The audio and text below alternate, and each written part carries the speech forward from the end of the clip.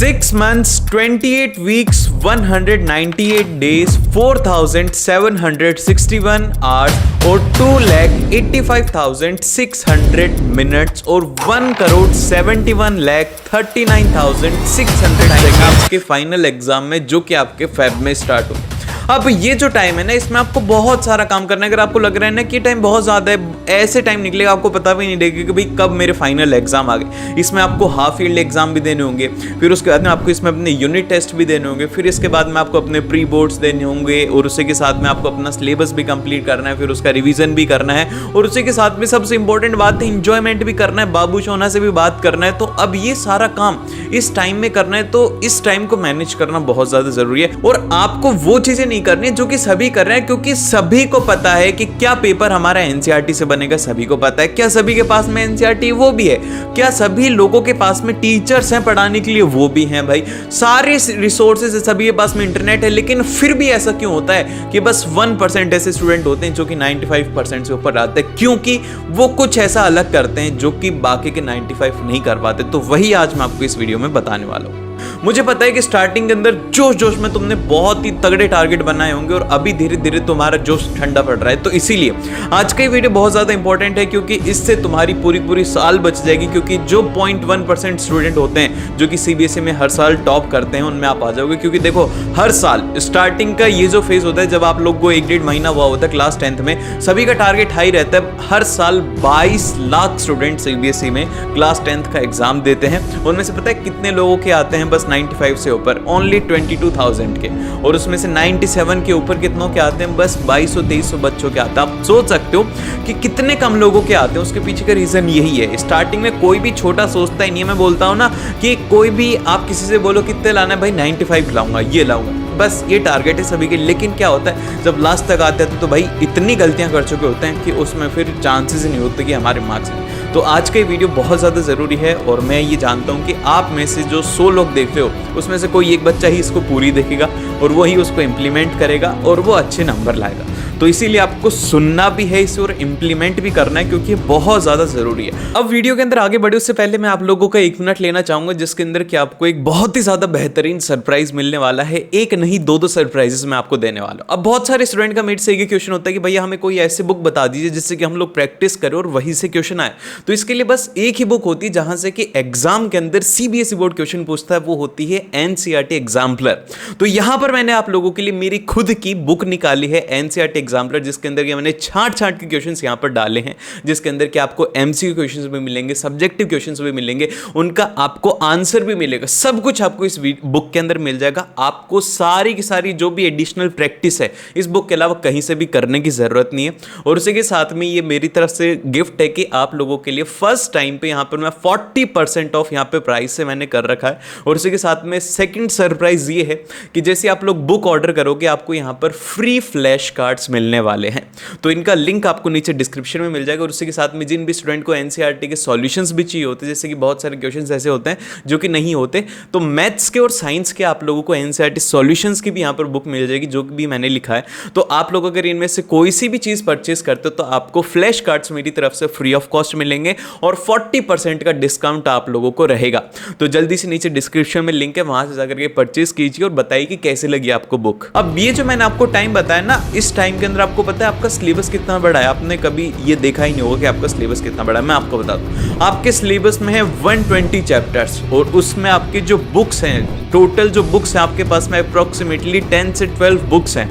उनमें जो total number of pages हैं वो है करीब 1950 पेजेस हैं। और उसी के साथ में आपको पता है टोटल नंबर ऑफ क्वेश्चंस कितने हैं? 2600 से भी ज्यादा क्वेश्चन है। तो मतलब यह है कि पर डे के अगर आप 10 क्वेश्चन करते हो तो जाकर के आपका सिलेबस कंप्लीट होगा।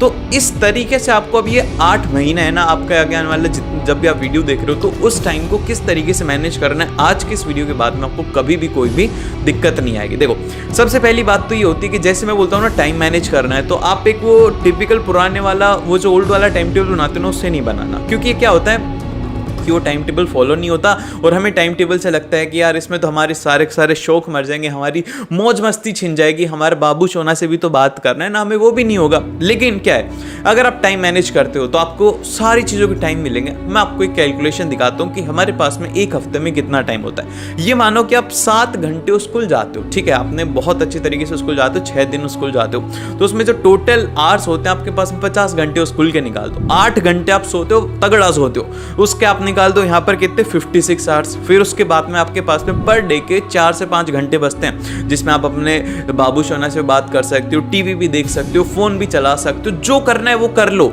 और फिर उसके बाद में आप इन सब को टोटल करोगे ना तो वीक में होते हैं 134 आवर्स, ठीक है।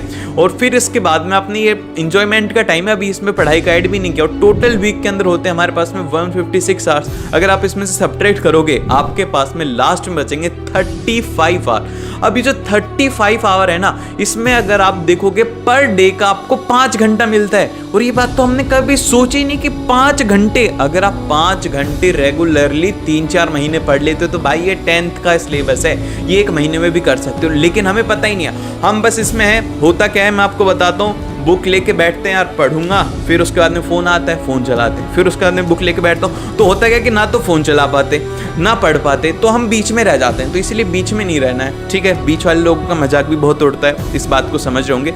तो इसीलिए अपने आप से अभी एक चैलेंज लेना है कि भैया मैं चैलेंज लेता हूँ, ये 1 महीने का हमारा चैलेंज रहेगा, और 1 महीने बाद में आपको करके इस वीडियो पर फिर से कमेंट करना है। इसीलिए अभी के अभी लिखो कि I accept this challenge. 30 days का चैलेंज रहेगा, जिसमें कि मैं बस क्या करूंगा, मेरे को बस दिन के 3 घंटे स्टडी करना है। उसमें मैं चाहे से कुछ भी स्टडी करूं, लेकिन जब मैं स्टडी करूंगा उसमें पूरा करूंगा। ये आपको एक चैलेंज लेना है। अगर आप ये 30 डेज का चैलेंज पूरा करते हो तो आप अपने फाइनल एग्जाम तक बहुत ही ज़्यादा बेहतरीन तरीके से पूरा सिलेबस कंप्लीट करोगे, ना सिर्फ एक बेहतरीन स्कोर भी आप करने वाले हो, ठीक है।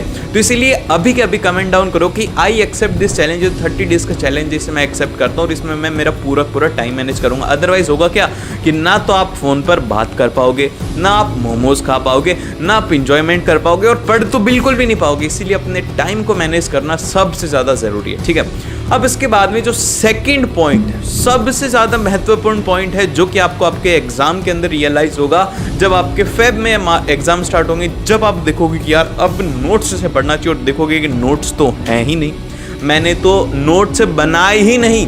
तो इसीलिए अपने अभी से ही नोट्स बनाना स्टार्ट कर दो, क्योंकि लास्ट टाइम में कोई भी साथ नहीं देगा। जो अच्छी अच्छी बातें करते हो तो बिल्कुल भी साथ नहीं देंगे। तो इसीलिए अपने अभी से नोट्स बनाने लगो, क्योंकि मैंने लास्ट ईयर भी स्टूडेंट्स को पढ़ाया था, उनके पास में नोट्स ही नहीं थे, उनको पता ही नहीं कि भाई क्या पढ़ना है, कैसे पढ़ना है। नोट्स से ही होता है कि हमें वो चीज़ थोड़ी सिंप्लीफाइड होकर के अच्छे तरीके से वो हमें समझ में आती है। तो इसीलिए ये मिस्टेक मत करना कि नोट्स आप नहीं बना रहे हो, आप ये सोच रहे हो कि लास्ट में मैं बना लूँगा, लास्ट में इतना टाइम नहीं रहता है।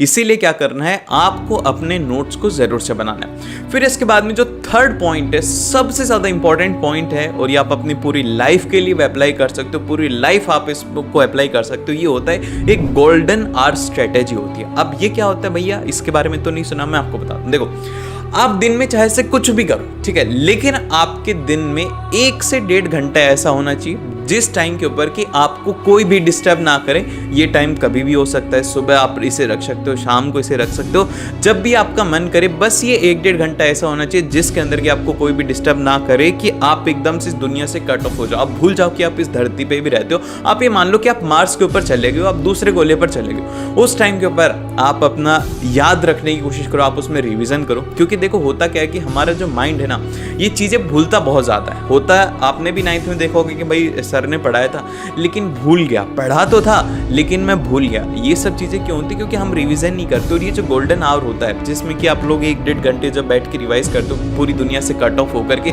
तो उसमें क्या होता है कि आपको वो चीज़ें लॉन्ग टर्म के लिए याद रहती है। तो इसीलिए गोल्डन आवर स्ट्रेटेजी को आपको अपनाना है, जिससे कि आप एक बेहतरीन तरीके से अपने टाइम को भी मैनेज कर पाओगे, याद भी रख पाओगे, और सारी चीज़ें आप इसमें कर सकते हो। और अब इसके बाद में आती है last and one of the most important point है, वो ये है कि आपको आज के बाद में टू डू लिस्ट नहीं बनानी, तो फिर क्या करेंगे भैया? क्या आप एक बार अपने बताओ कि क्या आप अपनी टू डू लिस्ट के अंदर ये बातें लिखते हो कि यार आज मैं 45 मिनट इंस्टाग्राम चलाऊंगा, आज मैं यार एक 3 घंटे की मूवी देखूंगा, आज मैं उसके साथ में मोमोज खाने जाऊंगा? क्या आप ये अपनी चीजें लिखते हो टू डू लिस्ट में?